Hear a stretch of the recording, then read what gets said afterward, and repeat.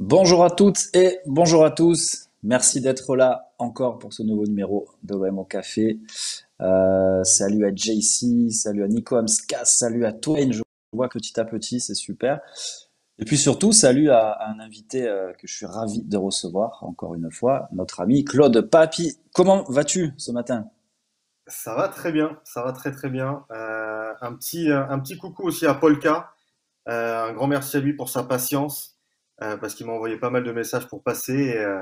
Et c'est quelqu'un de patient et très réactif. Donc voilà, un gros coucou à Polka. Et ça veut dire aussi que tu es quelqu'un de très occupé, s'il a dû t'écrire plusieurs fois, j'imagine. Donc merci à toi d'avoir été dispo. Mais oui, clairement, on remercie Polka qui est un peu l'homme à tout faire, l'homme de l'ombre de plusieurs émissions. Aussi, merci à Steve Fitoussi qui s'occupe de la réalisation ce matin. Guillaume Pojol est parti faire un reportage que vous verrez bientôt sur le Fossé, hein. Ne manquez pas ça. Petit teasing, il y a du Dimitri Payet dedans. Salut à Ricardinho, salut à Dams, salut à tout le monde. Voilà, bienvenue. Profitez de cette petite heure, de ces 40 minutes avec nous. Posez vos questions à Claude Pape ou à moi-même.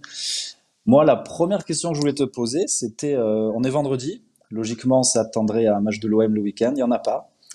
Donc, comment on fait quand on a un week-end sans OM? Est-ce que les matchs internationaux, ça t'intéresse? Est-ce que l'équipe de France ce soir, ça va t'intéresser, par exemple? Je suis pas l'équipe de France hors compétition. Donc voilà, c'est la réponse est directe à ta question. Ouais. Et je pense que ça va être comme tout journaliste qui suit l'OM régulièrement, c'est repos et famille. C'est-à-dire que tu peux aller au ciné avec ta femme et que tu peux profiter d'une soirée normale, quoi, sans couper les activités de tout le monde. Donc non, je veux pas suivre l'équipe de France ce soir. Je regarderai certainement le résumé ce week-end. Et puis voilà, voilà, voilà. Donc on va profiter d'une soirée libre. Est-ce que les perfs de Guendouzi, de Saliba, c'est quand même quelque chose que tu vas un peu, tu vas jeter des yeux quand même dans les Ouais, ouais, journaux, totalement. dans les vidéos? Ouais, tu vas quand même Ouais, suivre ça. ouais, totalement. J'ai beaucoup confiance en Saliba. Je pense il a beaucoup de chance d'être là à ce moment-là, parce qu'il y a pas mal de méformes en défense centrale. Et le nouveau système de jeu va lui convenir complètement. Il est déjà prévu Mhm. en 3-5-2 à l'OM. Et vu que Deschamps il a décidé de passer en 3-5-2, là enfin, son chemin est tout tracé. Donc je pense que ça va être assez intéressant de voir ça. Et c'est vrai que quand il repense, il y avait une interview de lui là sur un reportage de l'équipe de France. Il va avoir 21 ans. Ouais, C'est quand même mais assez c'est dingue, fou. quoi. Il va avoir 21 ans. Je sais pas si ça serait intéressant de regarder historiquement si dans l'histoire de l'équipe de France, il y a un défenseur de 20 ans qui a été appelé. Varane n'a pas été appelé à 20 ans. C'est dur, C'est hein. vrai, tu as raison. Dans l'histoire des défenseurs, il faudrait creuser ça, parce que Saliba, c'est très précoce. On avait du Benzema, du Nasri qui était quand même assez jeune, mais en défense, c'est vrai que c'est quand même très 20 ans. rare. C'est quand même très rare. 20 ans. D'ailleurs, je m'en suis rendu d'autant plus compte quand j'ai fait un papier sur la blessure de Balerdi. Euh, Balerdi a déjà 24 ans. Je l'imaginais Ouais. plus jeune, puisqu'on sait que je suis un pro Balerdi. Tant pis, je m'affiche. Je vais me faire des amis ou pas. Et je me disais qu'effectivement, là où Balerdi pour moi est un talent en devenir, Saliba, a- il y a quelques erreurs qu'il fait, mais qui n'en fait pas dans cette équipe. En défense, en tout cas, est extrêmement précoce pour son âge. Il a déjà un caractère de vieux briscard. C'est quand même assez impressionnant.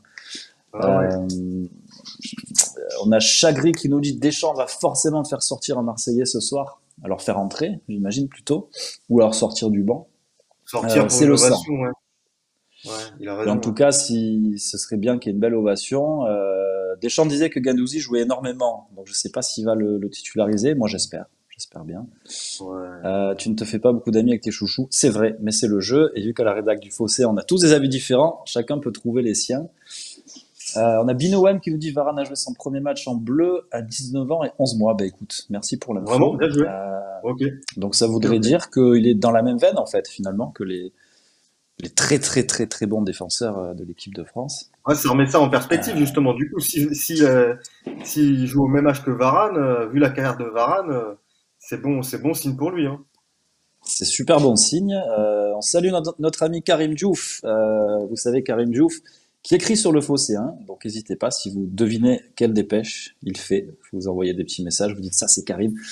Salut mon ami, il nous dit, moi je vais regarder d'un œil car je vais porter mon attention sur le Sénégal. C'est vrai, c'est normal. Vu que tu as deux yeux, tu vas pouvoir suivre à la fois les Marseillais et à la fois le Sénégal. Gros match du Sénégal d'ailleurs, hein. Énorme match, énorme match. Mais d'ailleurs, je pense on fera un petit article, puisqu'on a quand même deux champions de la CAN dans notre équipe. Ce serait bien de creuser un peu tout ça. Salut à Sioul aussi qui nous rejoint. Salut à Big Julien, Mister Rash. Ça fait plaisir de vous voir ce matin. Alors, pas d'OM ce week-end. Du coup, les Bleus, on a compris que c'était pas vraiment ta tasse de thé. Selon toi, est-ce qu'une trêve internationale, ça peut casser une bonne dynamique ou est-ce qu'on va capitaliser sur ce qu'on a fait? C'est souvent la question. On a toujours peur un petit peu parce que la dynamique était très bonne. Tu t'attends à quel OM à la reprise? Tu t'attends aux mêmes ingrédients ou tu redoutes un peu cette petite coupure-là? Bah, c'est une super question qui est en lien avec l'actualité d'hier. Milik s'est blessé.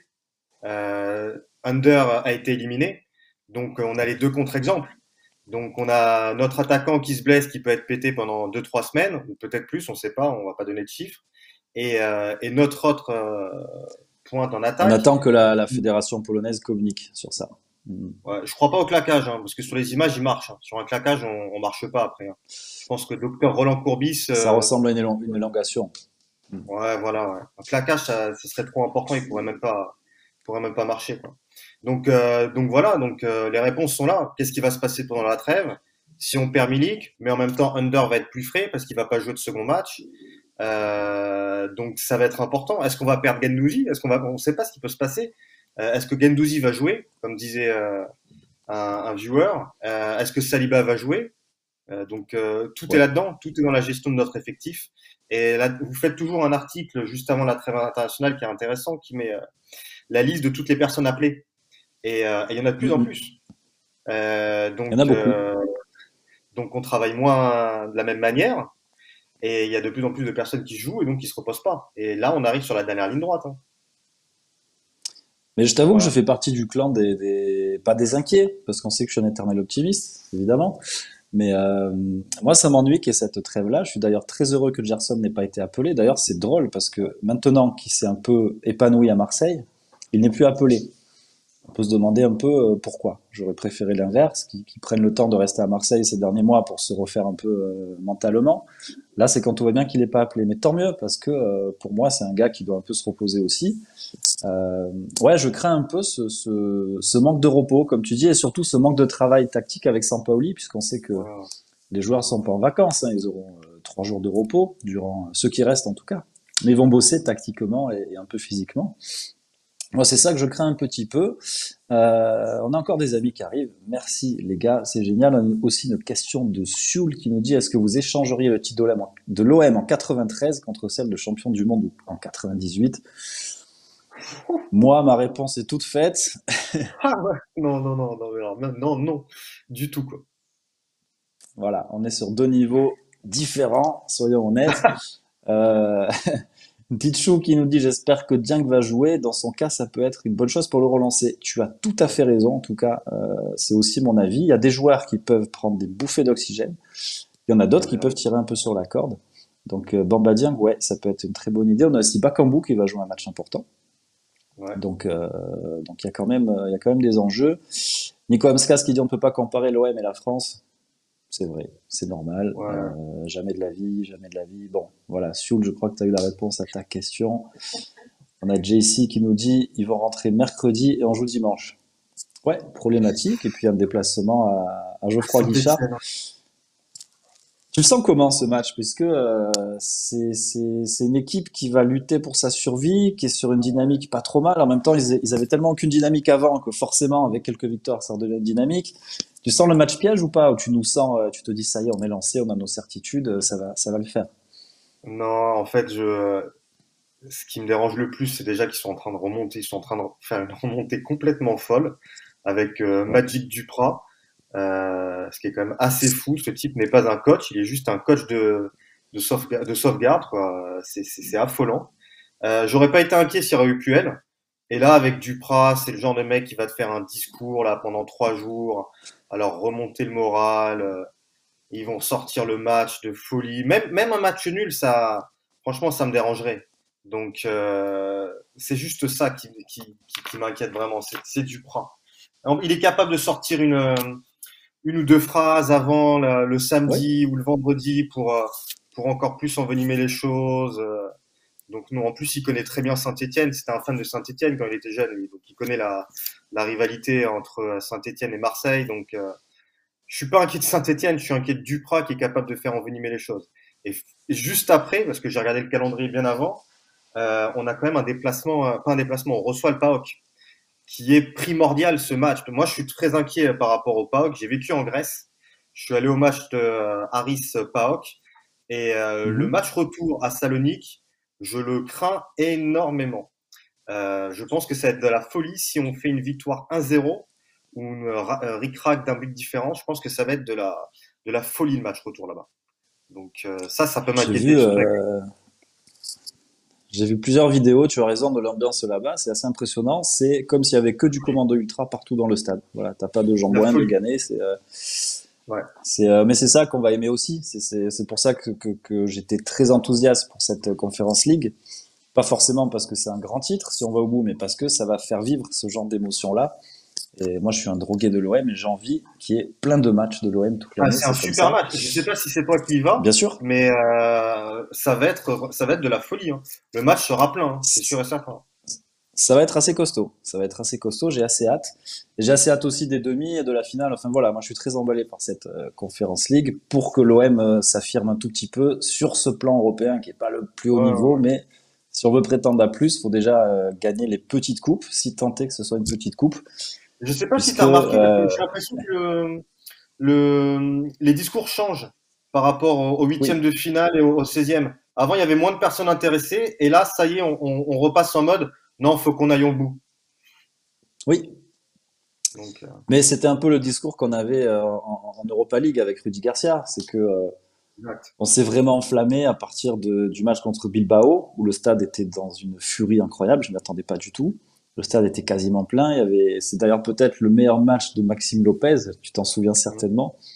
J'ai vu un ouais. Maxime Lopez qui était Iniesta ce jour-là, c'était incroyable. Et on s'est enflammé, c'est parti de là, ça a donné une étincelle et bon, ça, à mon avis, ça nous a pas aidé pour le podium puisqu'on a laissé beaucoup d'énergie. Mais je Certainement. Ouais. trouve quand même qu'avec Paoka et PSV, on laissera peut-être moins de plumes que contre ce qu'on a vu nous en Europa League. Ouais. On va dire salut à Gernic aussi qui dit la légendaire chemise de bûcheron de Jérémy lui va tellement bien. Merci. Merci, ça fait plaisir. J'en ai beaucoup d'autres, des bûcherons comme ça, si tu veux. Sache qu'il y a j'ai même des habits que je peux pas mettre, puisque au fossé, on a quelques fonds verts, et de temps en temps, je ne peux pas m'habiller en vert. Donc, ça limite un peu mes habits Ouais. bûcherons. Il y avait une très très bonne question de Caro. Alors, attendez, c'était un peu plus haut. Je voulais pas l'oublier. En tout cas, qui nous parlait de la répartition des, bon, la LFP a vendu une partie de sa marque et va récupérer quasiment plus d'un milliard. Forcément, il y a eu répartition derrière. La répartition s'est faite. Alors déjà, ce sera payé sur 3 ans. On va pas le toucher en une Est-ce que fois. c'est Donc s'il y a fait? C'est officiel la 90, répartition ou pas? tout ça, c'est les infos des journalistes de l'équipe qui ont toujours des bonnes infos Voilà. quand il s'agit des instances. Donc c'est pour ça que je Ok. le prends comme un fait établi. On va attendre que ce soit officialisé, mais à ce niveau-là, autant sur les problèmes de vestiaire, je rigole un peu quand je lis l'équipe, autant sur les instances, ils ont des très très bons Ok. informateurs. Nous, on aura 90 millions. D'ailleurs, c'est un papier que je vais faire pour ce soir. Donc, ceux qui veulent, je vais interviewer un économiste qui va nous éclairer un peu. Ça va pas être 90 millions tout de suite, ça va être cet été 36 à peu près. On a calculé hier avec Romain Herring. Et sur les 2 ans qui restent, tu prends le reliquat en 2 versements. Euh, en rigolant un peu, on peut se dire c'est le prix d'un Saliba. Toi, qu'est-ce que t'en Mhm. penses? Est-ce que cet argent-là, il faut l'investir sur un Saliba? Ou est-ce qu'il faut se dire, avec cet argent-là, on peut avoir deux, trois autres joueurs? Alors, je sais pas quel était le pseudo qui a posé la question, mais je pense surtout qu'il était assez étonné de la différence entre ce que reçoit Paris et ce que reçoit Marseille et Lyon. Parce que Paris reçoit 200 et Marseille et Lyon reçoit 90. Moi aussi, je m'étonne de cette grosse différence et j'aimerais C'est, bien avoir une explication. Donc, j'attends ton article, ça va être intéressant. Mais Bah après, sinon, justement, c'est ça que je vais creuser. Ouais. ouais, je trouve ça vraiment très impressionnant, surtout quand on connaît le pouvoir médiatique et attractif de Marseille par rapport par rapport à l'aspect commercial de la ligue. Donc je trouve ça vraiment très très étonnant. Après, pour répondre à ta question, je pense que déjà ça va permettre de payer les joueurs qui sont en fin de contrat ou en option d'achat avant de payer Saliba. Mais encore une fois, c'est 30 millions. Si tu payes les joueurs qui arrivent en option d'achat là, peut-être que tu vas avoir justement plus d'argent à investir si tu as la Ligue des Champions, bien entendu, à la fin de Bien l'année. sûr. Donc c'est un énorme coup de pouce, ça c'est sûr et certain, hein. Et c'est un truc que je vais pas redire avant 2050, mais Ouais. merci Vincent Labrune, hein. Donc, Il y a, voilà, il y a hein. un petit élément aussi, c'est que si ça a été racheté, c'est aussi parce qu'à la marque Paris qui intéresse les acheteurs. Faut dire aussi la vérité. Mais tout ça, je vais le creuser. Je vais me renseigner auprès d'un Ouais, ouais, c'est économiste intéressant. qui connaît très bien le foot, qui connaît très bien le sport. Mais me semble-t-il, il y a aussi cette raison-là. C'est pour ça qu'ils ont eu un peu plus. Il y a eu beaucoup de très bonnes questions. Du coup, je vais essayer de toutes les prendre. Est-ce qu'on a parlé de la blessure de Milik? Oui. Donc ça ressemble à une élongation, mais la fédération polonaise n'a pas communiqué, donc on peut pas vous dire aujourd'hui il va revenir frais à l'OM ou pas, ou s'il va peut-être rater Saint-Etienne. Dès qu'on a les infos, on vous les donne. Comment sont basées les sommes? Justement, ça, j'aurai mon ami Claude Chaudel de l'Observatoire du foot qui va m'aider cet après-midi.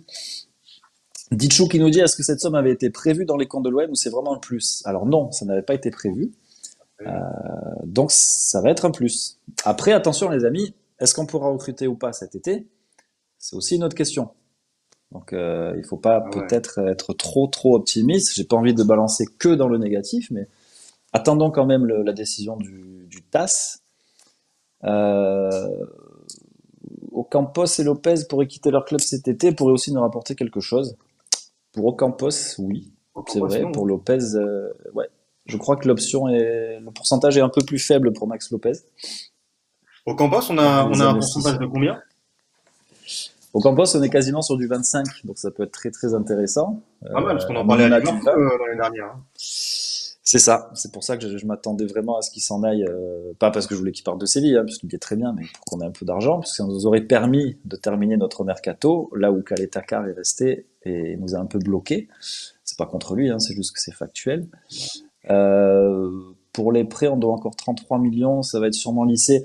Oui, Nico Hamskas, surtout que pour payer Under, pour payer Lopez, c'est pas de l'argent qu'on va donner cash comme ça. Il y a aussi des. Aujourd'hui, dans le foot, tout est tranché au niveau des prix. C'est un peu cette année, un peu l'année prochaine. Euh... Royal Squall qui demande est-ce qu'on connaît la hauteur du contrat avec Kazoo? Quasiment le double de Burritz. Ah ouais. Des petites infos qu'on a à droite à gauche, c'est minimum 10 millions par an. Ouais. Et avec qualif en Ligue des Champions, ça peut monter à 14 ou 16. Ah ouais. Info encore à confirmer, bien sûr. Mais on serait plus sur ces prix-là. Ils sont très connus. Moi, Zambroanguissa aussi. j'habite au Oui, Royaume-Uni et Cazoo, c'est une énorme marque au Royaume-Uni, hein. Donc, j'étais assez impressionné quand ils ont eu ça. C'est une marque anglo-saxonne. Je crois qu'ils sont sponsors de l'équipe de rugby du Pays de Galles. Mais enfin, je sais qu'en France, on ne le connaît pas et que ça fait un peu bizarre, mais ici, vraiment une énorme marque, hein. oui.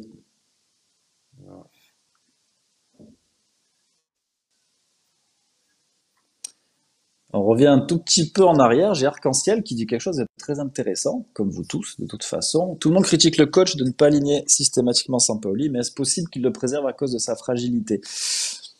Alors, je pense que quand il ne le titularisait pas, c'était par rapport au jeu.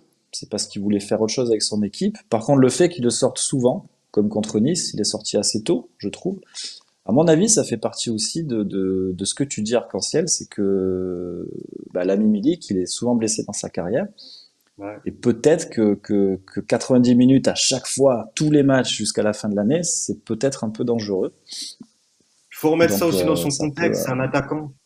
Un attaquant, tu es plus enclin à sortir un attaquant qu'un milieu de terrain ou un défenseur.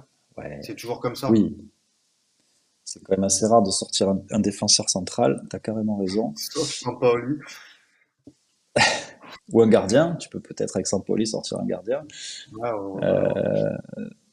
Petite pensée pour l'employeur de Gerny qui perd son employé pendant 45 minutes à partir de 11 heures chaque jour de la semaine avec l'OM au café. Écoute, on est partout sur le Phocéen, tu l'as vu, le matin, le soir, bientôt on va faire une émission nocturne, pourquoi pas. Mais Non, tu mais vois qu'en tout Jarny cas qui sur travaille pour Twitch, l'administration publique, c'est pas possible. Il est tout le temps avec vous. ah, mais C'est un Gernic. fonctionnaire. Désolé de dire ça, hein. C'est une blague, mais Jarnik, il est à 35 heures par jour, pour vous. 35 heures par jour le fossé, hein.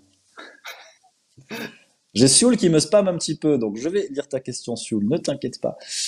Qu'est-ce qui est le plus valorisant? Qu'un joueur olympien soit recruté par le club alors qu'il est déjà sélectionné, ou alors qu'il intègre les Bleus grâce à ses perfs avec l'OM?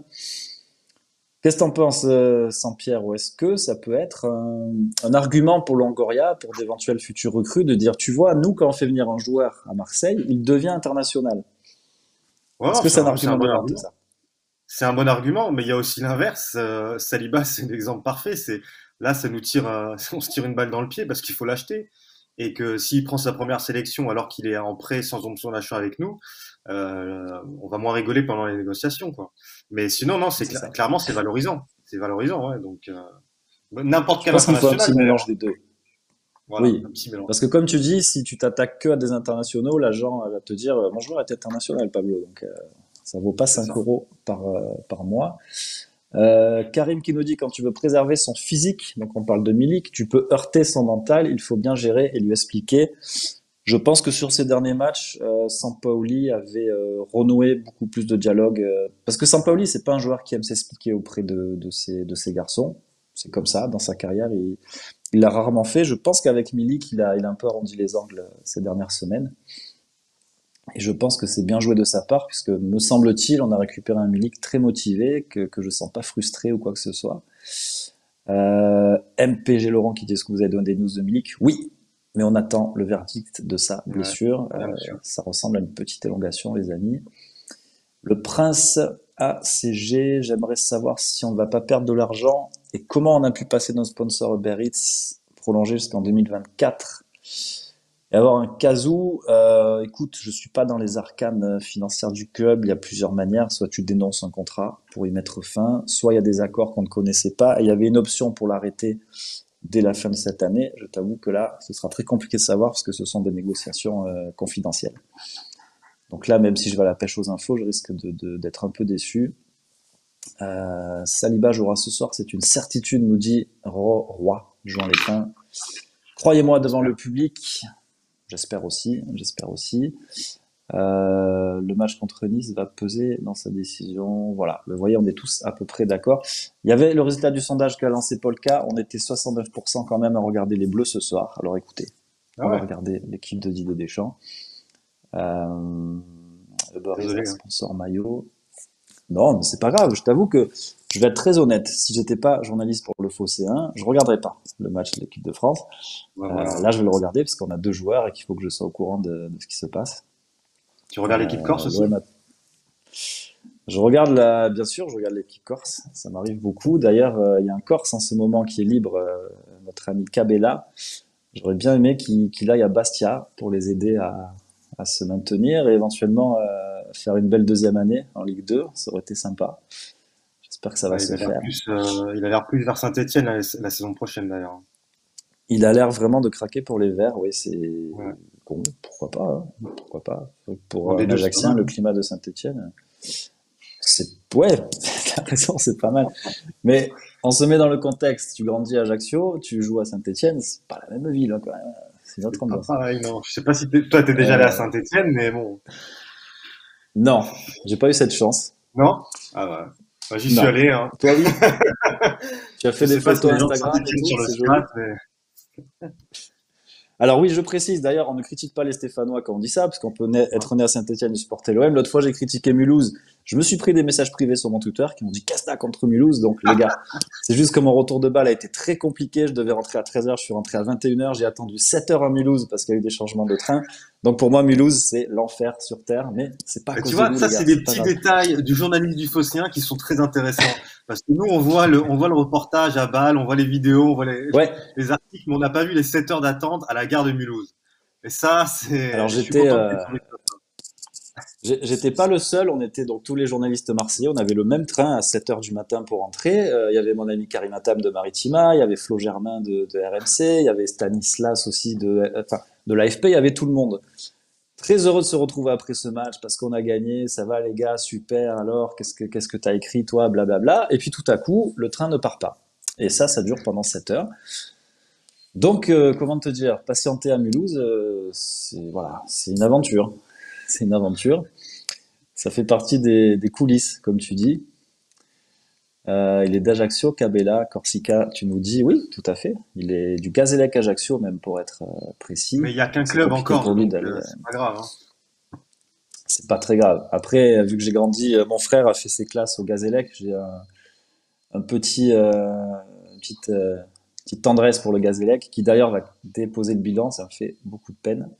Qui est le On premier est club promis, d'Ajaccio, hein. La CA, c'est le second club bien d'Ajaccio, sûr, hein.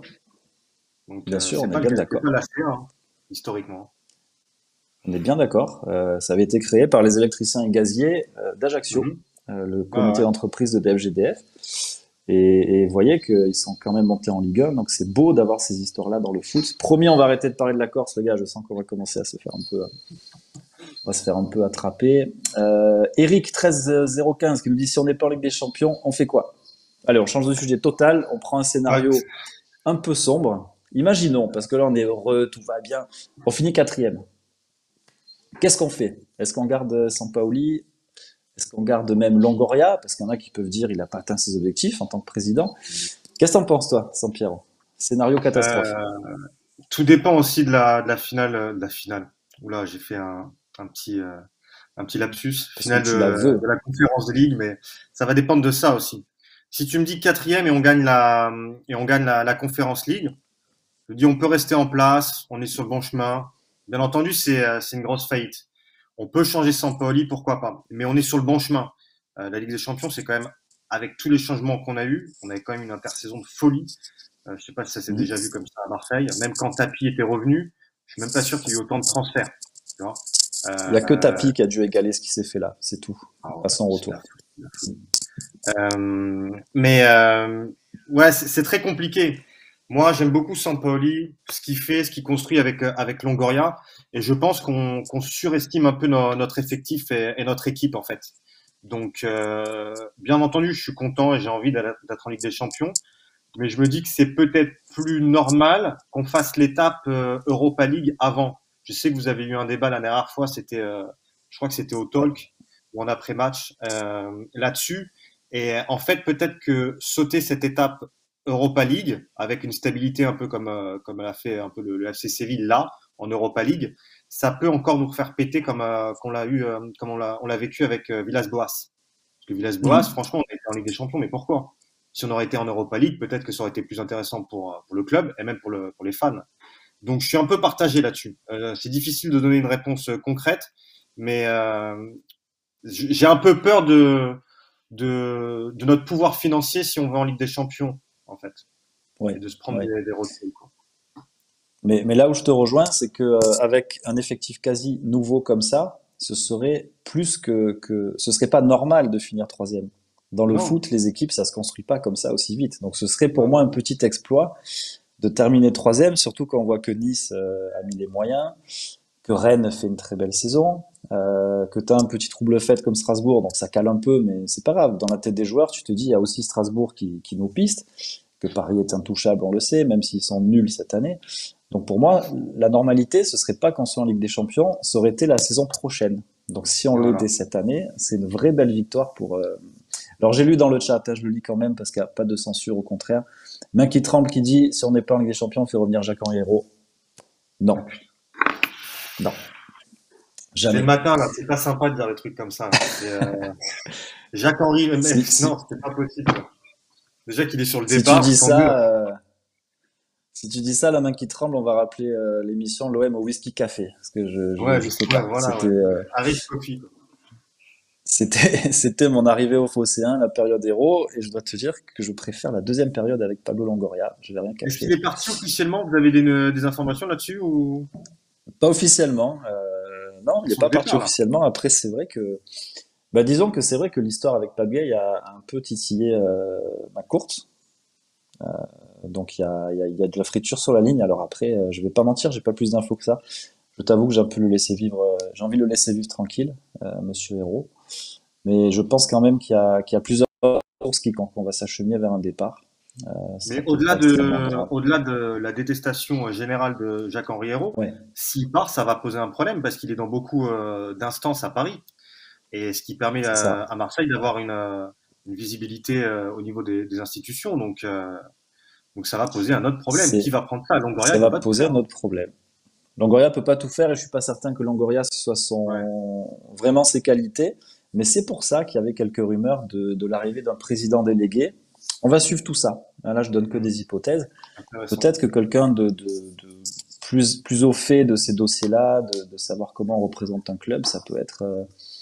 On a Après, le Scrib nouveau, Sowar qui nous dit qu'il a prévu d'aller ruiner le PMU. oui, c'est vrai en plus. Excuse-moi. C'est vrai. Non, c'est vrai en plus. J'ai lu cette nouvelle. Il retourne sur les paris hippiques.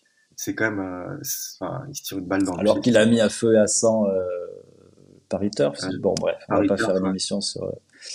J'ai pas envie c'est de ça. faire ça. Jacques Cardoz a les épaules, je pense. Bah écoute, je pense qu'il avait un savoir-faire en arrivant. Je pense qu'il a pris la mesure de ce que c'est l'Olympique de Marseille. C'est vrai que après, en a-t-il vraiment envie? C'est notre question. Ma foi, hein. Royal Squall, tiens, je me fais plaisir. Tu faisais quoi avant le Phocéen, Jérémy? Comme ça, je parle de moi 20 secondes. J'étais journaliste, mais en musique et cinéma société. Donc, c'était pas du foot. J'étais déjà marseillais, supporter marseillais, mais j'écrivais sur les chanteurs, sur les acteurs. Et t'as écrit un bouquin sur Benjamin Biolay, tu peux le dire.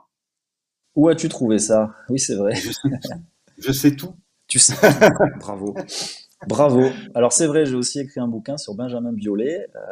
C'est un chanteur lyonnais qui est pour Lyon, mais je parle pas de l'Olympique lyonnais du tout dans ce Personne livre. n'est parfait, hein. C'est un super chanteur. Personne n'est parfait.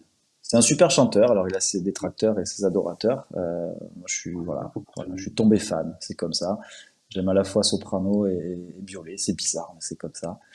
A-t-on des nouvelles de Nasser Largué, nous demande Mister H. Bah écoute, il est toujours au centre de formation. Mais il est pas en fin de À ce contrat. niveau-là, ouais, tout à fait. On a Viking Gun qui dit Jérémy était producteur de broche. Merci. Merci, tu as dévoilé mon vrai métier. Le Prince ACG, est-ce que tu parles toujours de musique? Je voulais faire les deux en arrivant au Phocéen, mais honnêtement, c'est difficile. Ce sont des journées qui sont beaucoup trop longues. Et si je veux être bon dans ce que je fais au Phocéen avec vous, les amis, il faut que je sois vraiment focus. Donc là, j'avais arrêté. Tu fais des Nico placements maintenant. Amscas. Voilà, ça va être une interview sur moi. Donc on va changer de sujet, les amis. Sioul qui dit j'ai tourné avec Benjamin Biolay avec son premier film, il était très intimidé. Mais c'est normal, Sioul. J'ai vu tes performances dans l'OM au café, j'ai écouté tes anecdotes. C'était incroyable. Allez, on reparle de l'OM, on arrête de parler de Jérémy Attali. On a une question si on va en Ligue des Champions. Est-ce que vous faites un tri dans l'effectif? Si oui, vous vous séparez de qui? Tiens, c'est une bonne question. Ouais. Sans Pierre aussi, aujourd'hui, c'est toi, Pablo Longoria, tu fais ce que tu veux. Pour aller en Ligue des Champions, de qui tu te sépares dans cette équipe? Alors c'est une question déjà où, désolé, je réponds encore à côté, mais déjà on C'est garde pas qui? grave, c'est ta réponse. Parce que il y a pas mal de prêts. Est-ce qu'on a l'argent? Enfin, tu vois, la première question c'est qui on va garder. Me séparer de qui? Mais genre, ça va être compliqué, hein, de se séparer de joueurs alors qu'on Allez, a quand même un je effectif t'aide un assez petit gros. peu. Douye Kaletaka. Kaletaka. Est-ce qu'on se dit pas Ouais, qu'il voilà, a fait le tour? Kaletaka. Kaletaka, parce Voilà. que en plus il peut nous rapporter de l'argent, donc ça c'est pas de problème. Après enfin, il y a que des nouvelles arrivées. Non, Est-ce je que vais pas me tu trouves séparer. qu'un Conrad de la Fuente, il faut le garder? Est-ce qu'il faut le prêter pour qu'il prenne un peu du muscle, comme Enrique d'ailleurs, et Ouais, qu'on se les deux trouve c'est le même un, profil. C'est soit on prête, C'est pareil, hein? soit on garde. Il y en a un des deux de toute façon qui va être obligé de s'envoler ailleurs, en prêt ou en départ. Mais il va falloir qu'il joue, c'est pas possible à leur âge, quoi. Enrique, il a 20 ou 21 ans et Conrad, c'est Mhm. 19 ou 20, je crois. Donc c'est pas possible de rester sur le banc à Marseille avec un entraîneur qui fait très peu tourner. Donc il faut en garder un des deux. Mais c'est difficile, ouais. C'est difficile de se séparer des gens, hein. Tropi73 qui nous dit perso, je vire Germain.